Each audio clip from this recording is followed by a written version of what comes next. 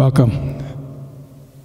This week we're going to continue talking about that little cheat sheet score that we started last week for you. And we'll end this with showing you a real score that was produced through software that you can download on your computer. And at this point in your stage of learning and what you're going to do with what you've learned and how much you're going to learn from here on out is how are you happy with where you're at? Do you want to just stay there, or do you want to, really get into this thing and go play somewhere, or maybe write some songs? So, if you're going to be performing, you need to be able to remember what you wrote. So, to have a simple sheet there to look at, if you're able to do it that way, or as most people do, of course, is you memorize it. And after you played it several thousand times, you don't have a problem. No matter how elucidated or whatever, tired or whatever, you're still going to remember it no matter what, because it's embedded in your brain. But if you have a whole lot of songs out there, like the Beatles, like almost anybody that's been around, it's really hard to remember. So there's several ways you can do it. You can start with what we did last week, which is kind of childish looking, but it does work, where we just go and we look at what we're doing. And we chit on here with those notes, and we write the, I'm sure you can see that. Yeah, you can see that. And then we write the chord up on top of it. Now,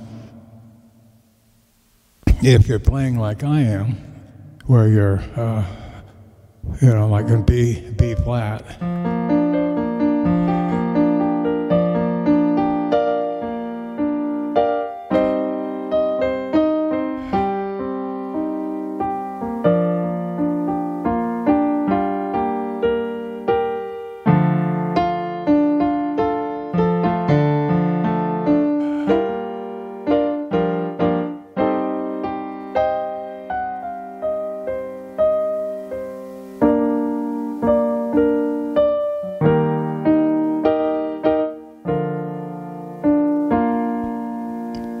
that's real simple, and we're only playing a piano. So here we have the chord, but you notice how I'm playing it.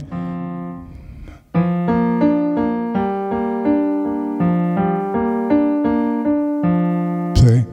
Those would be bass notes. Now, if you're good enough where you can actually take a score that you've had written where it doesn't show any chords, you'll see the notes that are in the bass, and you'll know what chord it's in just by the different notes that are there. But if you're playing this way, the chord is just fine. Or, the best way, and this is how I learned, here's the chord. B flat, B7,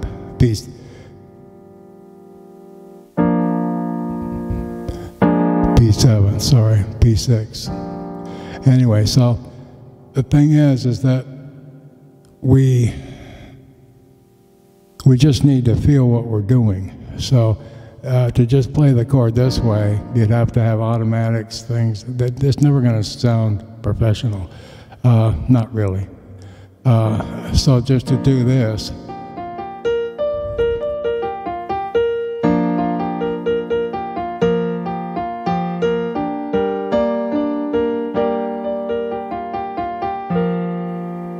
is hard, because you can't get the feeling in it, if you follow what I mean. In other words, you've got to do something for a rhythm. So,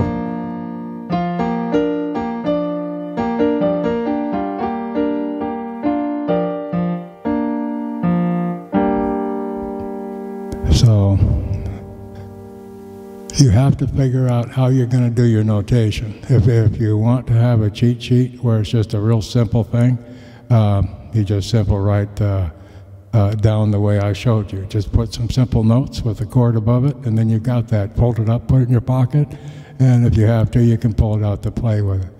That's usually what most people, I'm assuming, do. I know I've done it a few times, but most of the time I just ad-lib it. In other words, I have the general gist of what's going on, so if I absolutely forgot completely, I just at least have the first bar. And so I go into the first bar, everybody remembers it, and then I go play my own thing. But that's what I just do. But if you're going to be a professional to the point where everybody wants to hear the song with the same exact notes, because if you change the noting, if you change the vocals, different sounding voice with another person, it's not the same song as they got used to listening to. So you need to be repetitious, you need to become a recorder. The simplest way is to literally record it. In other words, you might need a cheat sheet just so that you can practice it. But another simple way is like how I've been telling you, just turn on your recorder. You turn your recorder on, it's there. Okay, and if you're doing a video, you've got the notes that you can write down. Okay, what if you just could play the recorder back into your computer, put it into a software, and it'll write it for you, okay? Because they do have things like that, and I'm going to show you that in a minute. But it's not that easy. You have to know how to use the software. I'll give you an example.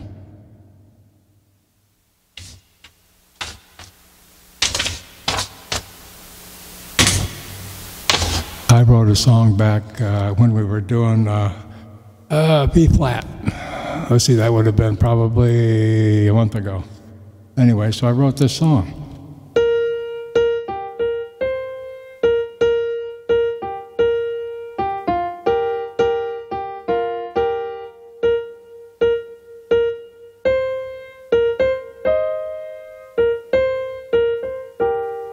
And the name of it was Where I Go to Be Safe. Now, I didn't do that in just piano. I did that with a guitar sound and a saxophone sound, okay? So by using, and I'm going to show you up here, you can write this down. I'll make sure you can see it.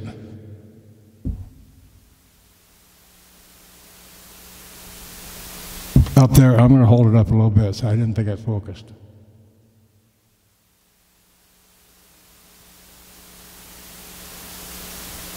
Okay, you can see up there on the top where I underlined a neutron, auto score, ultimate 8. Okay, what that is, it's auto score. In other words, you can take a recording that you have. In other words, say that this simple thing is recorded.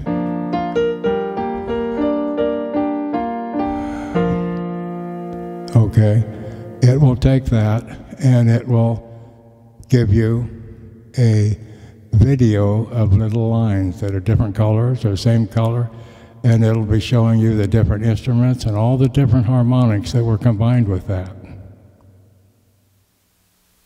And at that point, you take that information and you get rid of the garbage that's on there. You have to know enough about what you played and enough about what instrument you were playing, because these programs are designed for simplicity of somebody that hasn't been playing very long, and also for orchestras with up to 10 different instruments, and so, or 12. And so it can take and show you what each instrument notes are being played. So if you're a keyboardist, and you're doing on a keyboard like I am, okay, it's going to show every one of those notes. And it's also going to show, you notice it wasn't just a tick, and that was it, you heard this. Okay, you hear all those harmonics. Okay, they're ringing, they still are. You hear them still? Okay, now they're gone. Okay, those harmonics, as you pick up your fingers and you hit it down again, there's a little wisp of noise there. And these softwares are so good, they're going to pick that up. So you need to know what your lead line was so that you can get rid of all the garbage that's on there. So once you do that, then you have, for instance, a guitar lead, and you have a sax lead. So the guitar lead is, and maybe the sax lead is, so you have this. No, I'm sorry. All kind of at the same time, because the harmonic of the sax, even though it's the same note, is slightly different. If you follow what I'm getting at. So if you were to do something like that and you wanted to write the score, then you would have to do it absolutely perfectly.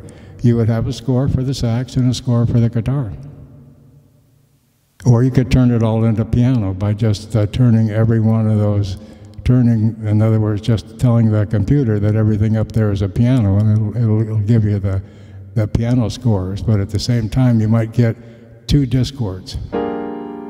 Okay, and then you go through and you take off the discord that you know is wrong. And then you hit once you've cleaned it up and you made sure the timing, I'll show you here. In other words, this song is in 4/4 time. So I had to put that in there to tell the computer what's going on. And it told me that the song was running at 76 beats per minute, which it was. So those things are together. So right there, you know that the timing is correct on the writing of the script. Because you take that information from the computer and tie it to what you have in your head, and you got it.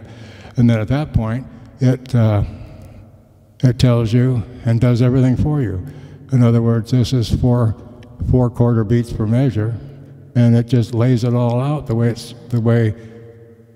it was played, which takes all that hours and hours of time away from you and makes it simpler.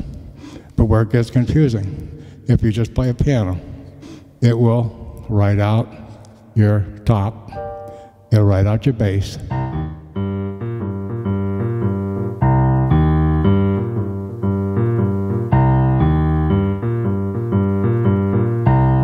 along with your treble. So you would have your bass clef and you would have your treble clef, and it's simple. That's simple. So if you're a keyboardist and you want to turn around and play piano, play what you wrote with the saxophone and the guitar on piano and turn it into a piano, or play the song, playing it just on the piano. Then you have your song. I prefer to write it the way it was with 2 sounds. In other words, I'm just going to pick a guitar here. And I'll pick a sax. What is that? No.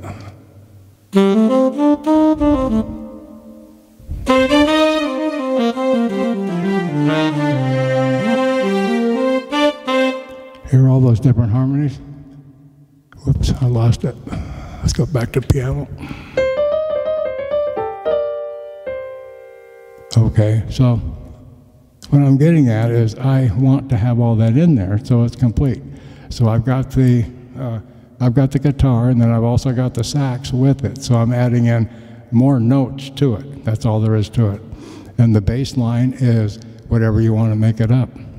But if you want to know what the bass line is, you eliminate everything else except the bass. And then you record the bass. In other words, right here is the treble. And you can record the bass separately or at the same time. And you can record the saxophone with the bass, or the guitar with the bass, or the guitar and the saxophone and the bass all at one time. But you're going to have a lot of notes there. And that's because if you want to duplicate what you're playing, you have a lot of notes to do it in. And if you want to have it so that somebody just learning can play it, you do what I did. You simplify it down. You keep taking those harmonics away until all you have left is just a single note of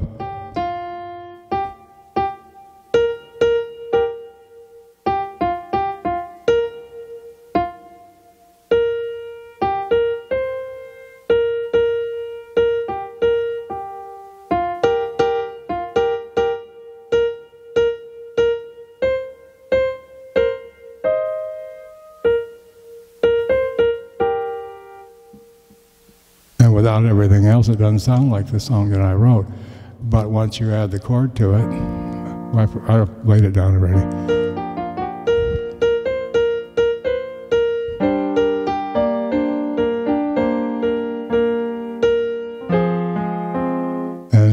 And so on.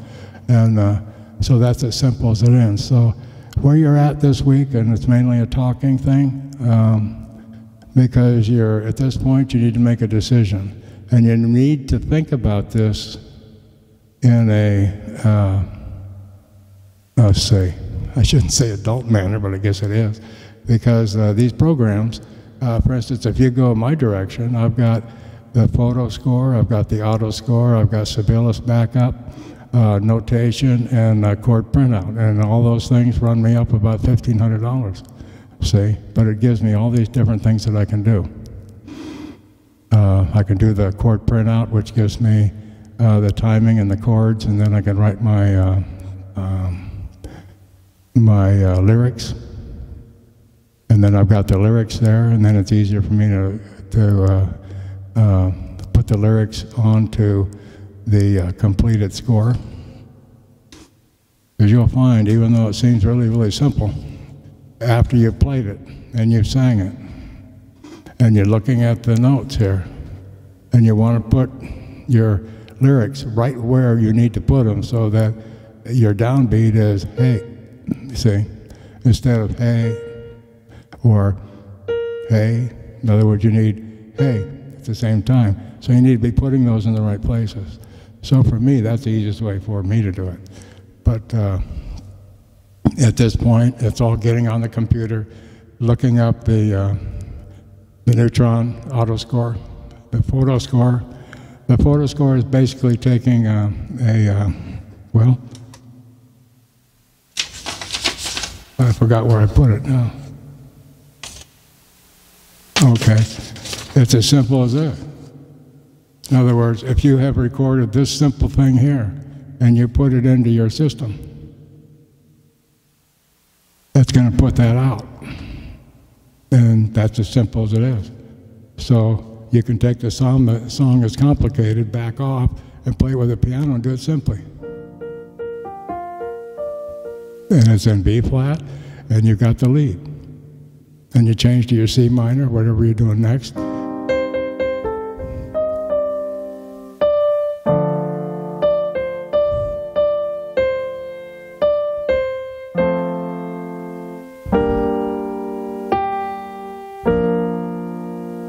Whatever it is. But when you're playing it, you've got the rhythm, you've got all this stuff going on.